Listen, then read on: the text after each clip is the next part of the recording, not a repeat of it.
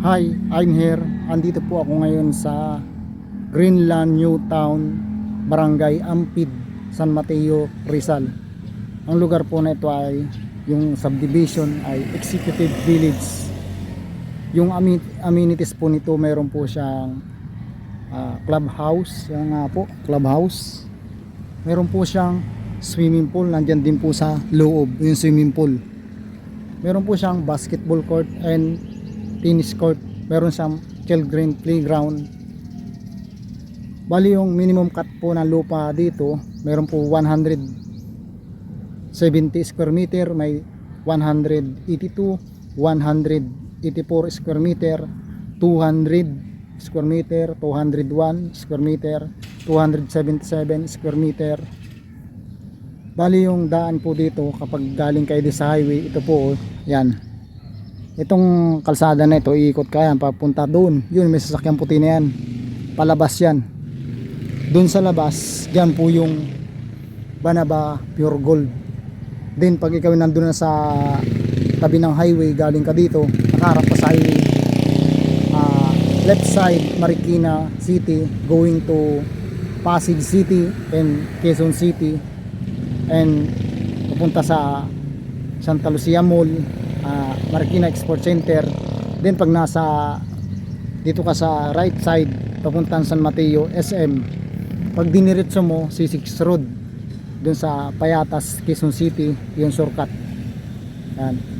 Bali ito po yung lots na pinagbibinta ko, yung ito po Piece 2A and Piece 2D. Ito po yung piece na yan. Inaumpisa na po yung project yan. Yan po, yan. Mula dito sa kanto na to, kasama yan. From dun sa may aso na yun, yan, kasama yan, paikot hanggang doon sa may gilid ng bahay. Yan, sa may gilid ng imbornal, hanggang dun sa may kung ano yan, yung bahay na kulay red. Yan, yung may mga puno ng mahogany, kasama po yan. Yung po yung tabi ng kalsada na papunta sa National Highway. Yan, yun po yun, oh. Yan. Yan po yan. Bali ito po, kasama pa rin po ito simula dito sa ito nga po yung gilid na to. Yan, ito yung clubhouse, gilid clubhouse. Yan. Yung gilid na yan, kasama pa yan mula dun, oh, sa gilid na yan. Paikot, papunta dyan. Yan. Nakikita niyo sa gilid ng bahay na yun, kasama yan. Yan. Inuumpisa na yung project yan. Oh, may mga imbornal na. Yan. Yan po. Yan. Yan. Yan. Pupunta tayo doon sa kabilang side. Tapos palabas tayo. Lalabas tayo. Yan. Oh. Yan, yung dulo po na yan. Kasama yan. Oh. Tabi ng kalsada na yan. Sa may mga puno na mahogany. Yan. Yan. Paikot. Paikot lang po. Paikot.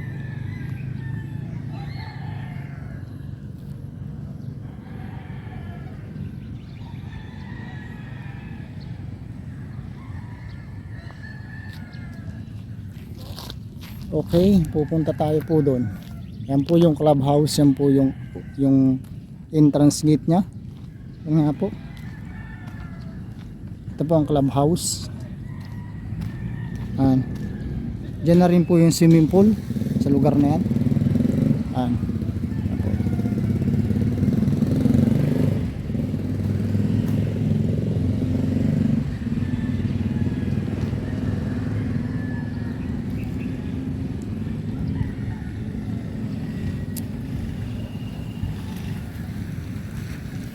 Bali, ikot po tayo dito.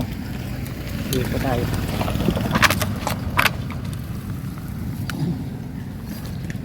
Ikot.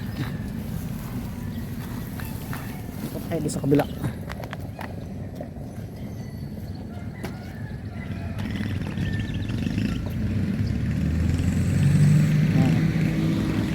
Yan, kasama po yan, oh. Yan. Ikot tayo. Kabila.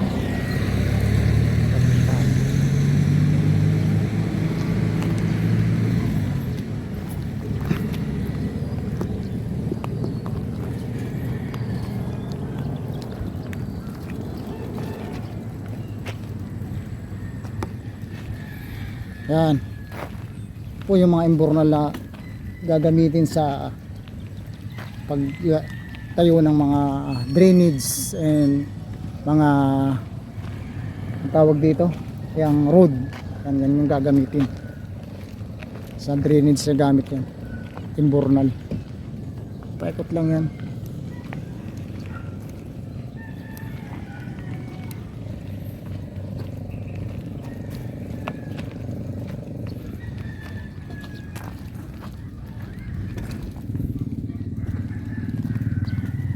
Yan. Ito po yan, kasama po ito yan. Marami pa po dito available, baka gusto ninyo. Pwede naman pong hulugan monthly. Pwede pong hulugan ito monthly. Yung reservation niya 20,000. Tapos yung kanya, yung down payment 20%. Pag nabayaran na ninyo yung down payment na 20%, pwede na kayo mag-start ng monthly ng hulog sa lots. Yan.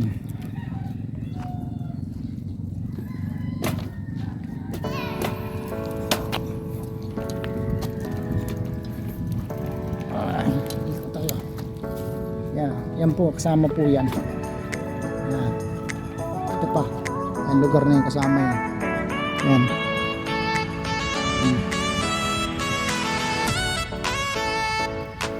Yan kasama. Yan.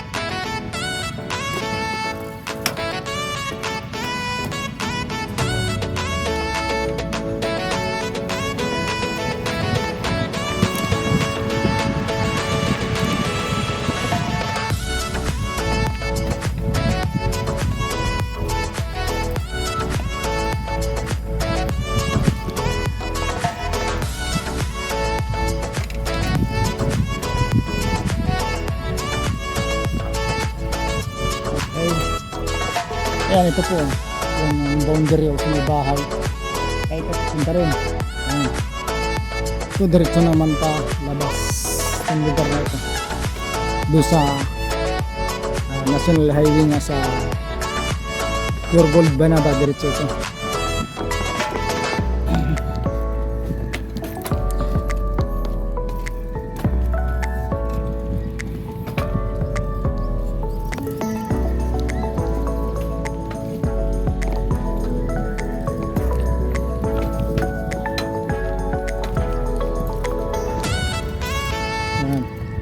Yan, ito po.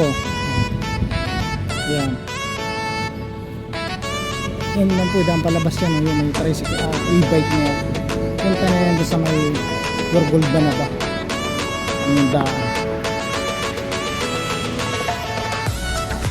Kasama ito. Yan.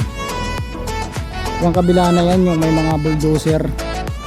And, ano ba yan? Backhoe. Kasama po yan. Yung mga bata na yan. Kasama yan doon sa pinagbibinta ko na lots. Ayan. Yung square meter nga po nito per square meter 23,000 per square meter.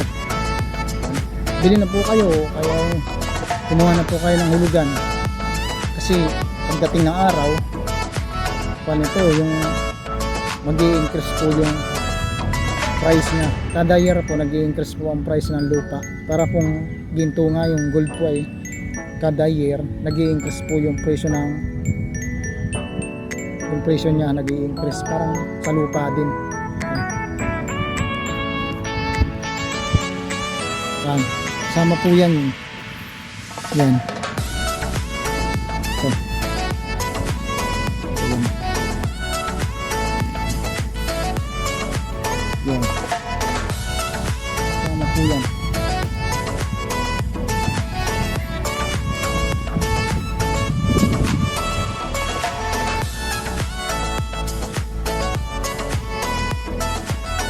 Pre-treating po dito, but sure buyer only. Pre-treating ko po kayo dito, lalo na kung Sabado. Pre-treating po dito sa lugar na to. Ito po ay malapit lang sa hospital, sa mga eskwelahan. Malapit din paglabas nito, nandun na yung eskwelahan. Tapos sa market or SM sa San Mateo, paglabas mo nga nito, pag yung mabilis yung takbo ng sasakyan mo, nakamotor ka, 2 to 3 minutes nandun ka na sa labas kung mabilis. Pero kung medyo mabagal, baka 3 minutes sigit pa ng kaunti yung kan. Kaya malapit lang. Kung ikaw ay halimbawa papunta sa Metro Manila, mga estimated mga 20 minutes yung slowly na yung takbo mo niya, o 25 pag matraffic, nandun ka na sa Metro Manila, itong lugar na to.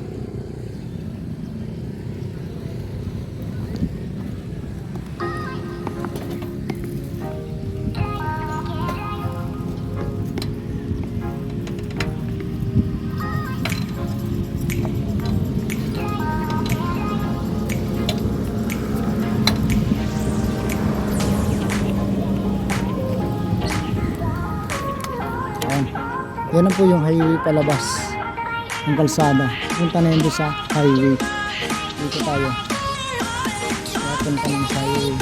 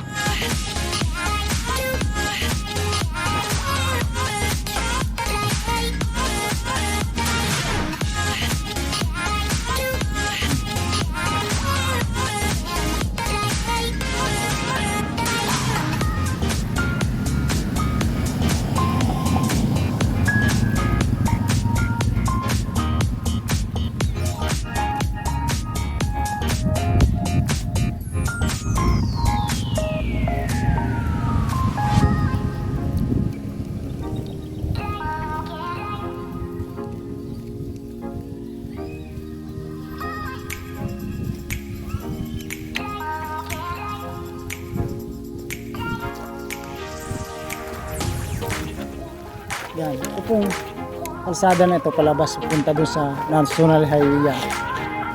Ito na po yung mismong kanyang undang, that's yung sa may dulo ng hogan na yun. Yan po yun. Tama. Dito tayo sa kabila.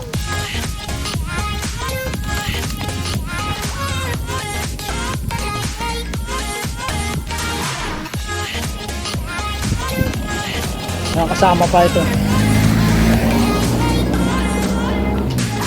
Yung lugar na ito kasama pa.